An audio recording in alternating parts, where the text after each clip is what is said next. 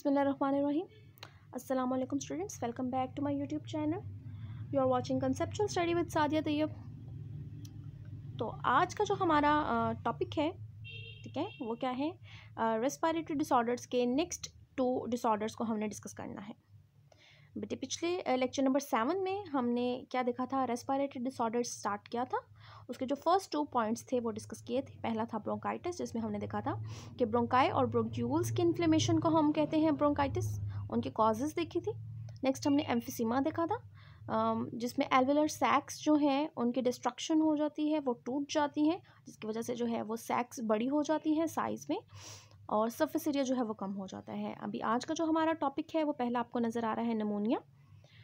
Pneumonia क्या है? It is the infection of lung. ठीक है, पहले हमने ब्रोंकाइटिस की ब्रोंकाई और ब्रोंक्यूल्स की इन्फ्लेमेशन की बात की, फिर हमने एल्वेलर सैक्स की बात की। अब निमोनिया में हम बात कर रहे हैं लंग की।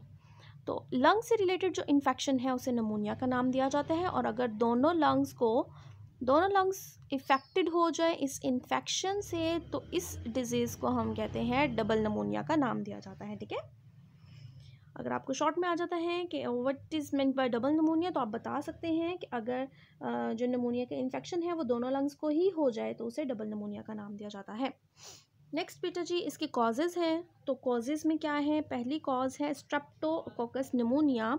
ये जो स्ट्रेप्टोकोकस निमोनिया है, स्ट्रेप्टोकोकस निमोनिया,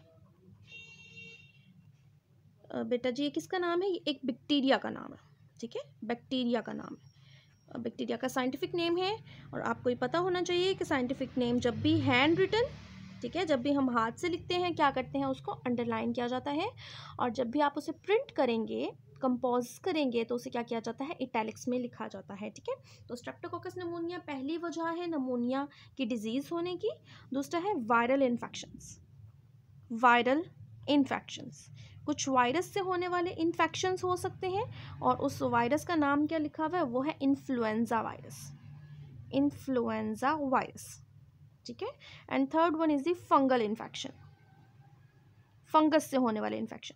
अब आप सोच रहे होंगे कि फंगल इन्फेक्शन कैसे हो सकते हैं? ठीक है, वायरस फिर भी हो जाता है, वायरल इन्फेक्शन हो जाता है, बैक्टीरियल इन्फेक्शन भी हो जाता है, लेकिन फंगल इन्फेक्शन कैसे हो सकता है? बेटा फंजाई जो है, इसके बहुत छोटे छोटे स्पोर्स जो हैं वो हवा में मौजूद होते हैं और हमें पता भी नहीं चलता है। ठीक है, तो वो हवा से हमारी बॉडी के अंदर एंटर हो सकते हैं। अगर हम एहतियात ना करें, अपने इर्द गिर्द के एनवायरनमेंट को साफ़ ना रखें, तो ये तीनों जो कॉजेटिव एजेंट्स हैं ये हमारी बॉडी के अंदर एंटर हो सकते हैं। अब ये जो तीनों एजेंट्स हैं, कॉजेटिव एजेंट्स मीन्स के जो निमोनिया को कॉज करते हैं, ये अगर एंटर हो जाते हैं हमारी लंग्स के अंदर, तो ये क्या करते हैं? ये तीनों के तीनों ये वहाँ पर जाके सेटल डाउन हो जाते हैं। ठीक है, सेटल डाउन हो के वहाँ पे अपनी ग्रोथ स्टार्ट कर देते हैं, और उस ग्रोथ के नतीजे में ये लंग्स की दीवारों की डिस्ट्रक्शन स्टार्ट कर देते हैं, जिसके नतीजे में क्या हो जाता है? पस प्रोड्यूस हो जाता है। ठीक है, एक लिक्विड सा जो है वो प्रोड्यूस होना शुरू हो जाता है, पस प्रोड्यूस होना शुरू हो जाता है। ठीक है, आपने याद रखना है कि बेसिकली ये पॉजिटिव एजेंट्स लंग्स के अंदर एंटर होके करते क्या है। उसके बाद सिम्टम्स क्या है कि हमें पता कैसे चलेगा? मीन्स आप डॉक्टर के पास जाते हो तो आप कोई ना कोई तो बताओगे कि मेरे साथ ये कंडीशंस हो रही हैं, तो वो डायग्नोस करेगा कि आपको कौन से वाले डिजीज़ है, कौन सा वाला डिसऑर्डर है।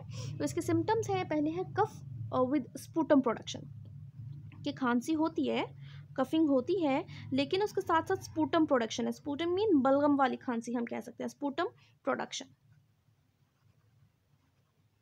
ठीक है, नेक्स्ट जो है हम कह सकते हैं शिवरिंग होती है, कपकपाहट होती है, बहुत ज़्यादा होती है। सिंपल वाली शिवरिंग जो हमने नॉर्मली सर्दियों में जो ऑब्जर्व की होती है, ये वो वाली नहीं है, बहुत ज़्यादा शिवरिंग होती है। ठीक है, नेक्स्ट है फीवर, बहुत तेज़ बुखार भी हो जाता है इसमें। पर्पल कलर हो जाता है, ये बहुत इंपॉर्टेंट है, पर्पल कलर हो जाता है। और last one is shortness of breath.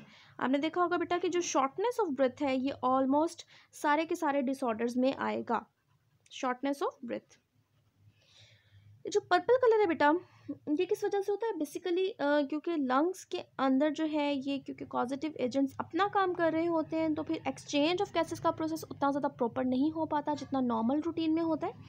इस वजह से प्रॉपर ऑक्सीजन ना मिलने की वजह से, ठीक है, प्रॉपर ऑक्सीजन ना मिलने की वजह से क्या हो जाता है कि जो बॉडी का जो कलर है अब वो कैसा पर्पलिश नज़र आना शुरू हो जाता है, डस्की पर्पलिश आपकी बुक में लिखा होगा। पर्पलिश क्यों? बेसिकली वो ब्लूइश हो जाता है क्योंकि डीऑक्सीजनेटेड ब्लड ब्लूइश पर्पलिश हमें नज़र आता है, तो ऑक्सीजन कम होने की वजह से ये पूरी बॉडी का कलर ऐसे नीला सा पड़ जाता है, पर्पल कलर हो जाता है, ठीक है। तो ये इसके सिम्टम्स हैं। पहला है cough with sputum production, number 2 है शिवरिंग, नंबर 3 है fever, number 4 purple colour of skin और शॉर्टनेस ऑफ ब्रेथ, ठीक है। अगर आपको सेपरेट भी सवाल आ जाते हैं कि what is the cause of pneumonia, what is the symptoms of pneumonia, तो आप लिख सकते हैं।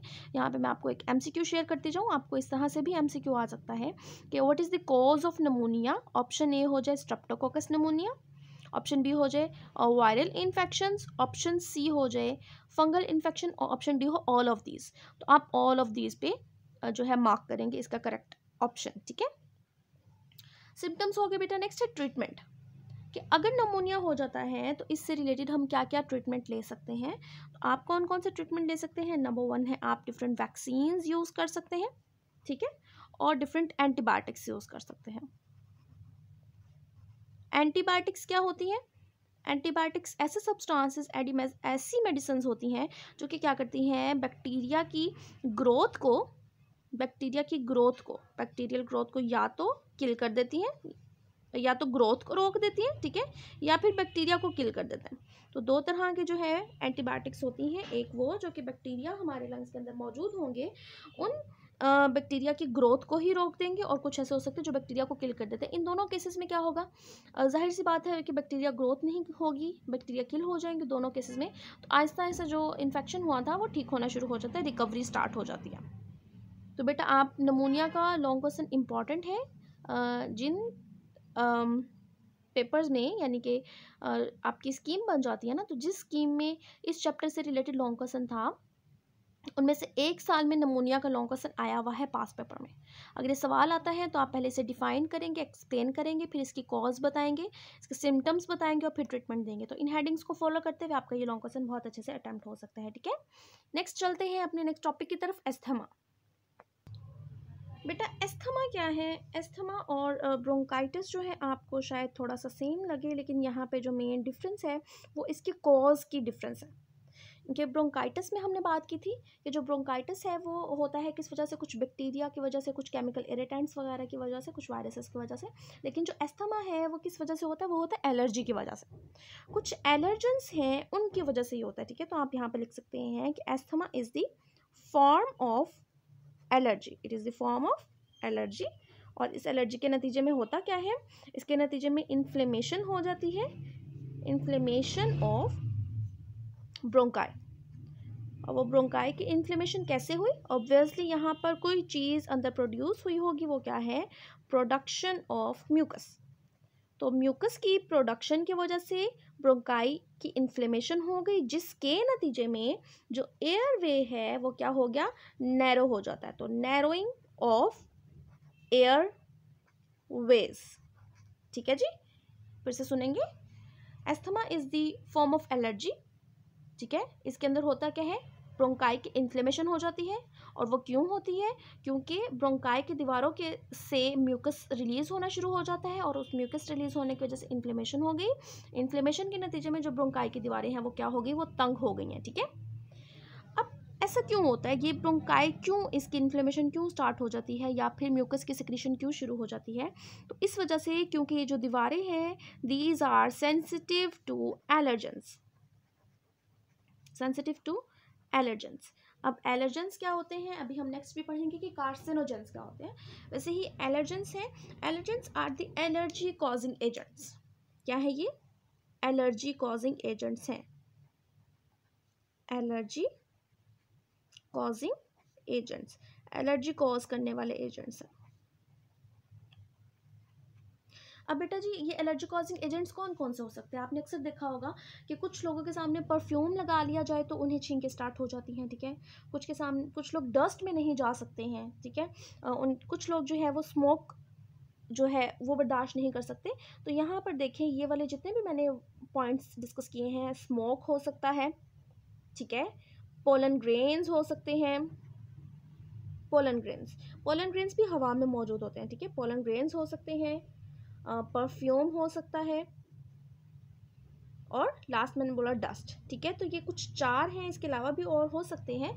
तो ये बेसिकली कॉजेटिव एजेंट्स हैं, एलर्जी कॉजिंग एजेंट्स हैं जो कि एस्थमा कॉज कर सकते हैं। जैसे ही ये एजेंट्स रेस्पायरेशन के दौरान यानी कि इन्हेलेशन के दौरान हमारे रेस्पायरेटरी ट्रैक में एंटर होते हैं, ये जो ब्रोंकाई की दीवारें हैं वो इससे सेंसिटिव होती हैं, फ़ौरन ही म्यूकस की सिक्रीशन शुरू हो जाएगी, ब्रोंकाई की इन्फ्लेमेशन हो जाएगी, रास्ता तंग हो जाएगा, ठीक है। इसके सिम्टम्स क्या हैं, यानी कि जैसे ही आपको एस्थमा शुरू हो जाता है या एस्थमा के जो पेशेंट्स हैं उनके अंदर कौन कौन से सिम्टम्स मेजर देखने में नज़र आते हैं, तो 4 हैं बेसिकली। वो कौन कौन से हैं? नंबर 1 है कफिंग। आप देख लें कफिंग भी ऑलमोस्ट सब में ही है, ठीक है। शॉर्टनेस ऑफ ब्रेथ भी सब में ही है सिम्टम्स, शॉर्टनेस ऑफ ब्रेथ। सांस, छोटे छोटे सांस आना, सांस लेने में दुश्वारी होना। वीजिंग, वीजिंग क्या है? विस्लिंग साउंड होती है बेटा, कि जब सांस ली जाती है तो आपको ऐसा लगता है जैसे कोई सीटी बजा रहा है सांस लेने के दौरान, ठीक है। तो विस्लिंग साउंड कहते हैं विजिंग को। और next last one is the chest tightness, खिंचाव पैदा होता है बहुत ज़्यादा सीने में, चेस्ट टाइटनेस। तो बेटा जी ये 4 जो है वो सिम्टम्स हैं किसके? एस्थमा के। और लास्ट में है इसका ट्रीटमेंट। तो एस्थमा का ट्रीटमेंट क्या है? एस्थमा का ट्रीटमेंट है इनहेलर्स। इनहेलर्स क्या होते हैं? इनहेलर जाहिर सी बात है कि इसको इनहेल किया जाएगा, यानी कि ये कुछ टैबलेट या कैप्सूल की फॉर्म में कोई भी मेडिसिन नहीं है, बल्कि ये इनहेलर्स की फॉर्म में कि इसे इनहेल किया जाता है। क्या होता है? बेसिकली कुछ स्प्रेज होते हैं, ठीक है, स्प्रेज, ठीक है। कुछ छोटी छोटी बॉटल्स होती हैं, उन छोटी छोटी बॉटल्स के अंदर क्या होते हैं? बेसिकली कुछ केमिकल्स होते हैं। इन इनहेलर्स के अंदर ऐसे केमिकल्स होते हैं जो कि क्या करेंगे, हमने कहा ना कि एयरवे नैरो हो जाता है, तो फ़ौरन ही जब इनहेल किया जाता है यानी कि स्प्रे को मुंह के पास करके स्प्रे किया जाता है, स्प्रे को, ठीक है।